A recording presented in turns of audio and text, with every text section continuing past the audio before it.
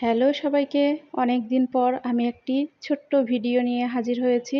আর ভিডিওটি অনেকই প্রয়োজনীয় আমাদের কুশি আপুদের জন্য। আমরা যখন উম ২ ভাঁজ দিয়ে দুই ভাঁজ সুতা দিয়ে কাজ করি তখন সমস্যা হয়। আমি এক সুতা দিয়েই ২ ভাঁজ করে কত সুন্দর করে কাজ করছি সেটাই দেখেন।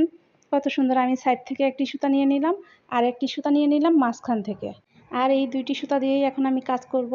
প্রথমে আমি একটি ম্যাজিক রিং করে নিলাম আর আমি এখানে মিডিয়াম থিকনেসের সামারিয়ান সুতা নিয়েছি আর হুক নিয়েছি 3.0 mm সাইজের, কারণ ডবল করে সুতা নিয়েছি তাই হুকটা একটু বড় সাইজেরই নিয়েছি।